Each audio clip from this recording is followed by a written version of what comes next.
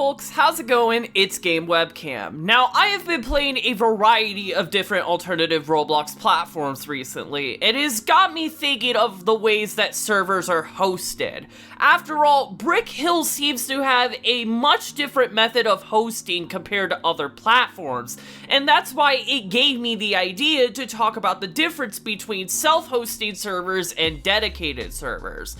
Now, I'm aware there is another method of hosting, which is peer-to-peer, but I haven't seen any other platform use peer-to-peer for their multiplayer experience. Now, that may change as I will soon start discovering more alternative Roblox platforms, such as Brickadia, World to Build, and the upcoming Bopimo.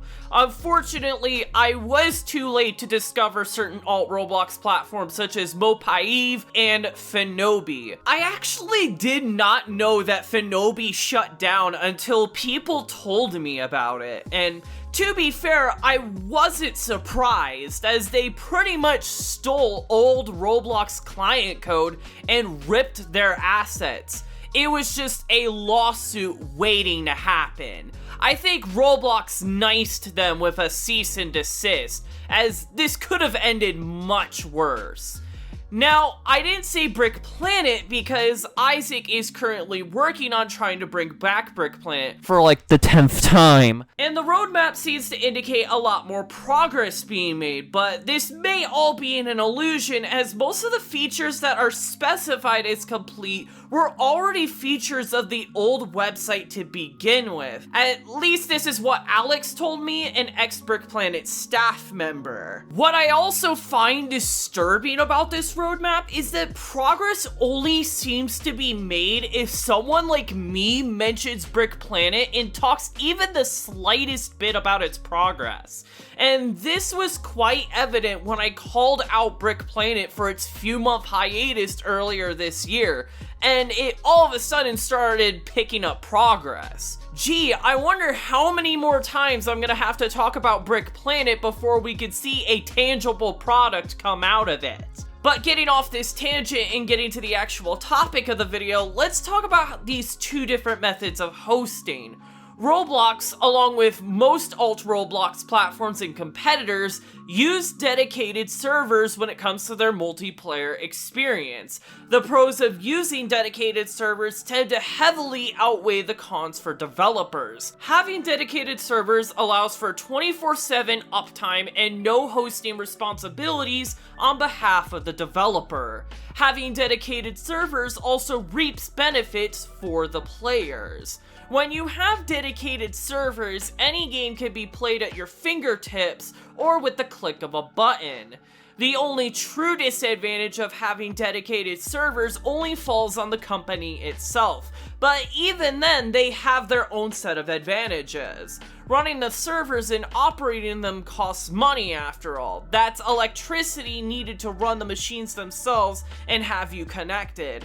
However, because the company themselves are hosting the servers, they can enforce rules on the developers and have developers follow those rules, and if they don't follow them, they're not welcome to make games on their platform.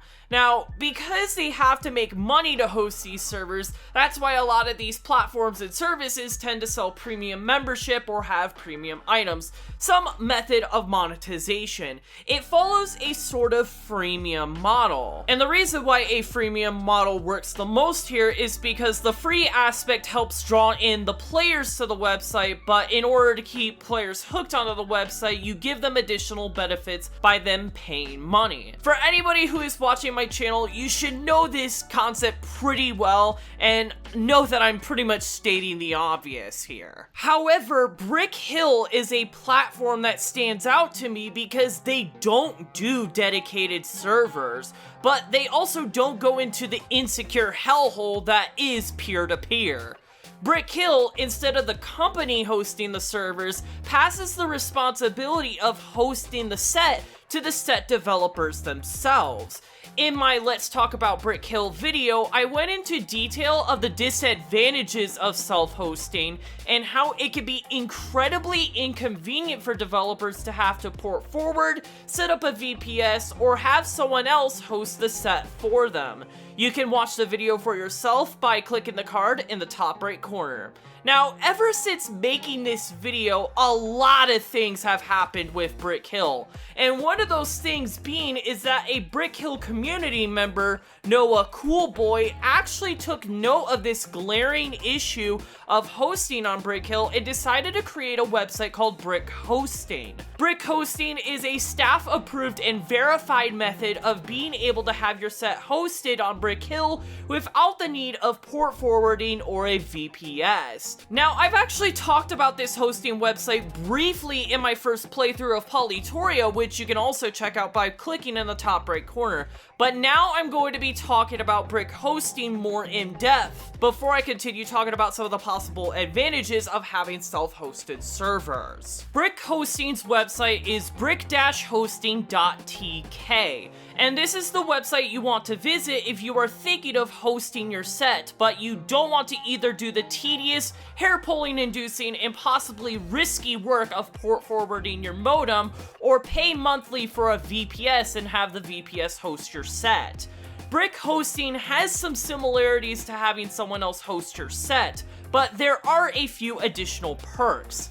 Brick Hosting will allow you to retain full ownership of the set, something that previously couldn't be done before. This is achievable through something called host keys, a unique string of alphanumeric characters that tells the server, hey, this is the set on the website that you are going to be hosting, and it puts the listing on the Brick Hill Games page.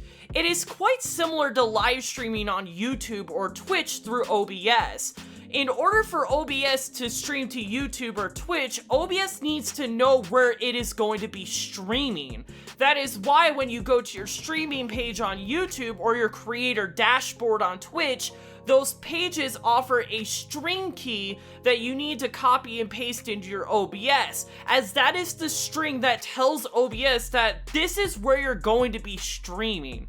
Now, I know for all of you Twitch streamers, you're going to say, oh, but you don't need to do that anymore, you just have to log in now. It just does the same thing essentially, but that process is just now automated with a login instead of doing the copy and pasting process manually. However, I think this is probably the best analogy of how Brick Hosting works.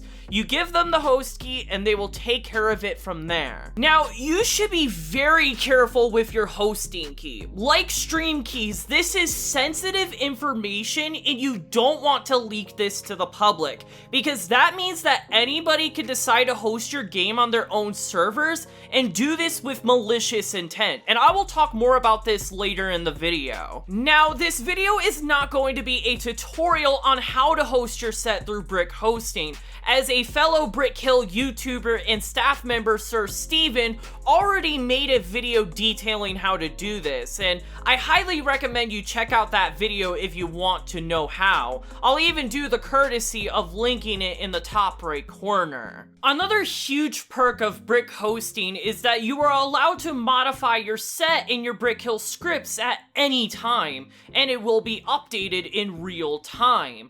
I'm sure that manual hosters like Illusionism and Smartline are pretty responsive when it comes to making updates, but the human element won't be as responsive as a website with a full editing panel like Brick Hosting.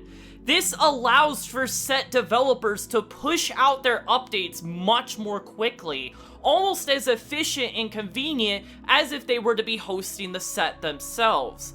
And the last huge perk that I can think of when using Brick Hosting is that you could easily have backups of your game files in case you somehow lose them. As far as I know though, I don't think Brick Hosting has the option of allowing you to download your BRK maps or scripts, but I imagine this is something that could easily be implemented. Overall, Brick Hosting offers a much more convenient solution of allowing set developers to host their sets without additional responsibilities, and you can think of this following more of the dedicated server model that the other platforms follow, addressing one of the core critiques that I had with Brick Hill. However, it is always a good idea to remain cautious. And when I first looked at Brick Hosting, I noticed that there is no terms of service or any legal documentation on how to use the service and what rules there are. And this raises a lot of questions. What are the rules when it comes to rights? Will I be giving this service irrevocable rights to my sets? Will I still have full rights over my sets and scripts? How can I ensure that all of the data that I give Brick Hosting remains secure? Is there any warranty on the uptime, quality, and security of the service? What data does Brick Hosting collect? Does Brick Hosting sell off that data to third-party advertisers? Can I make requests to Noah Coolboy to have my data deleted? What happens if I host content deemed inappropriate to Brick Hosting but not Brick Hill? Is the service provided as is? How old do I have to be to use the service? Will Brick Hosting be held liable for any damages? There are many more questions that I can ask, and these aren't questions that come out of nowhere. These are the types of questions that you want to address in a terms of service. There is a reason why every website you come across has a terms of service. A terms of service legally addresses what rights the end user has when using the service, along with the rules that the user must follow. Now, I get most people don't bother reading the terms of service and just hit that little checkbox saying that you read and agree to them, but that has legal binding. It means that you agree to use the service as long as you follow those rules and rights mentioned in the terms of service. I highly recommend that this service gets a terms of service written so that there's documentation of what users will be getting into when they use the service. Considering that my Let's Talk About Brick Hill video sparked discussion about some of Brick Hill's disadvantages, I hope this video sparks discussion on the rights you have when using many different services. And I'm pretty sure that when this video does get released, I'm hoping that Noah Coolboy will see this and hopefully address this problem. Now, there's just one other problem on my mind, and I personally think it is a bigger issue. How are these servers funded? Considering that you don't have to pay to use the service and there seems to be no premium options that seem to explain the funding, it not only makes me question how the server is funded, but the longevity of the service as a whole. If Brick Hill starts to have an uprising growth, how will these servers continue to run when the expenses pile up so much it won't be affordable? It would be heartbreaking for many Brick Hill users and developers when Brick Hosting no longer can cover their expenses, as that means that many of the games they enjoy playing will no longer be playable. Depending on Brick Hill's growth, this is not a matter of if, this is a matter of when. Now, hopefully Noah Coolboy could also address this question, not only in a YouTube comment, but also on his website. Noah, I hope you realize that what you are doing is you are essentially running a business. And running a business, especially a server hosting service, requires a lot of responsibility, input, and skills to run. It's all small scale right now, but as Brick Hill grows, so will this service. Hopefully this is a video that can provide some insight and give you an incentive to start planning on how to address the future of this service. And even then, I'm sure there are definitely people who don't want to run a server on a hosting service, as I'm sure that they will want to use a VPS or port forward their modem. Now, using a VPS will just change the rules that they'll have to abide by, but port forwarding and using an actual server will give them the most control over how they host their set. And Brick Hill's self-hosting model totally allows for them to do this. Now, previously, I've talked about the disadvantages that self-hosting can offer, and now I think it makes perfect sense to start talking about some of the advantages that can arise from self-hosting. And the first thing that comes to mind is resilience. I've seen a lot of news recently of Roblox's servers shutting down because of the traffic that comes from millions of active users. After all, it gets quite annoying to see videos of Roblox YouTubers talking about the downtime of Roblox servers. Kaneko Kitten. When the servers go down, everybody loses. Roblox themselves suffer from a PR and financial standpoint by having their prices dip in their shares. Developers can't make any money from DevX if players can't play any of their games and purchase anything. But most importantly, the players lose because they won't be able to play their favorite games and have fun, and this might just give them an incentive to quit Roblox. Now, when it comes to Brick Hill, the only things Brick Hill is hosting are the website and some basic API with Node Hill to load assets such as player avatars. As long as the website and the API stay up, you're good. A server could totally crash from an overload of users or technical difficulties, and it will only affect the sets running under that server. None of the other sets are affected. Unless you only come to Brick Hill just to play one game, you could just hop onto another set and play on there while the previous set sorts out their problems. Only the developer loses in this situation because they don't have players. This leads to a better experience overall and benefits both Brick Hill and its player base. This is further supported because the current client actually caches assets retrieved from Brick Hill, which means less calls to Brick Hill servers. Another thing that can rise up when self-hosting servers is providing a degree of decentralization. When you make and host a set on Brick Hill, you have much more control over what you can do. Considering that Brick Hill has more lenient restrictions than Roblox does, Brick Hill could totally go in the direction of having a part of their website that appeals to a more mature audience. After all, Brick Hill is still a small enough platform to make that decision. If they wanted to go that way, then developers can have more creative freedom over what they can develop, as opposed to Roblox where you will have to abide by kid-friendly rules. Now, decentralization is a double-edged sword. While it does give developers creative freedom and more freedom of expression, this is definitely something that can turn into a PR nightmare for Brick Hill, especially if Brick Hill does kick off and become a much bigger platform. Fortunately, there are still some methods of control that Brick Hill has. The biggest controller is the games page. If Brick Hill doesn't like a set and think it violates their rules, they can just simply delete the set's posting on the page and moderate the user behind it. This pretty much nukes any publicity and accessibility towards the game, as the games page is where you want to be if you want to have a chance of acquiring players. But let's say that Brick Hill programmed Node Hill to be able to host a Brick Hill set on a website that is not Brick Hill. Perhaps people don't like what's on Brick Hill's games page and wants to visit another website to play Brick Hill games that are more suited to their liking. Brick Hill can still have a final say here because Brick Hill's client and server code are not open source.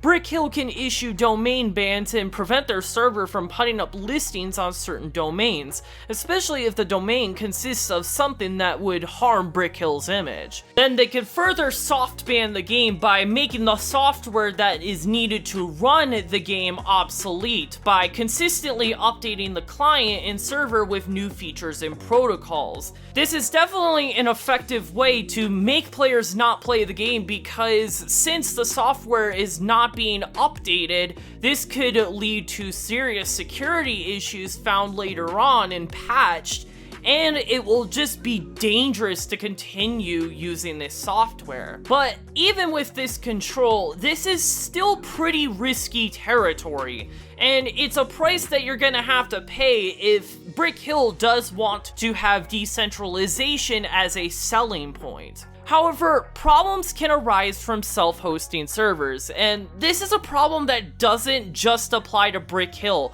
but other games that do self-hosting, such as Minecraft. You see, when you are playing a set on Brick Hill hosted by the developer themselves, you trust the developer enough that you are willing to connect to their server.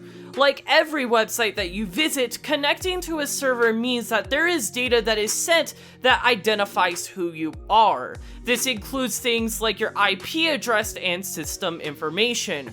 Worst case scenario, that information is collected and used for malicious intent. You've heard the quote, "Don't click on shady links" and "Don't visit shady websites."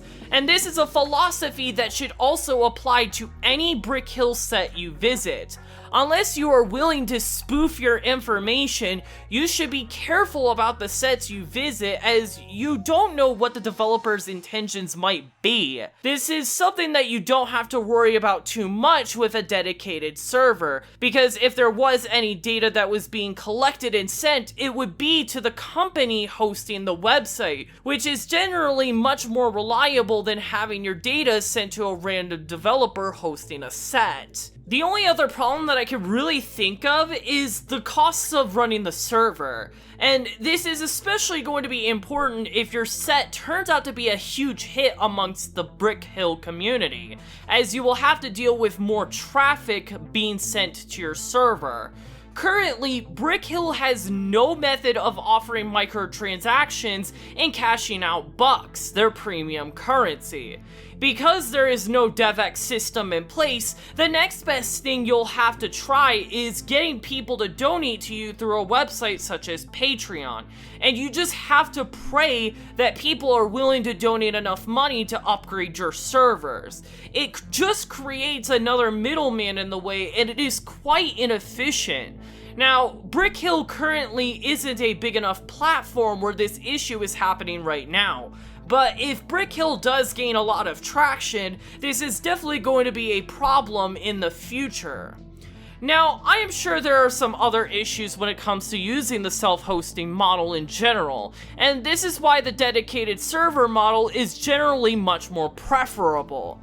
Brick Hill's self-hosting model is something that makes Brick Hill stand out from the other alt-Roblox platforms. It majorly inconveniences developers, as most developers aren't willing to host the servers for their creations. But this is a problem that has been addressed thanks to Brick Hosting. But at the moment, Brick Hosting is quite dubious in its legal procedures and its longevity. Now, again, I'm sure this is something that will be addressed once this video is released, but it is very important to be very cautious of options like Brick Hosting when they arise. Now, the next video that I'm going to be making on Brick Hill involves making a set on Brick Hill. We are getting closer to the release of the experimental workshop, and it's only a matter of time before I start trying it out. Now, this video might take a little bit of time to make, not just because building a set can be tedious, but I'm going back to college, and I'm currently in my senior year of college, and I personally think that this is going to be the scariest year of college yet, as I will have to plan what I'll be doing after I graduate. So, content creation is definitely going to slow down a little bit on this channel, but I will be trying my hardest to make content for this channel. After all, this channel is growing, and it seems like I might be getting a second chance when it comes to being a content creator. I would love to see how being a content creator on YouTube goes, and perhaps if it is a feasible option. That's all I really have to say for this video. Thank you so much for watching. If you enjoyed this video, please leave a like, subscribe, and hit the bell icon to be notified for future uploads on this channel. This is Game Webcam, and take care.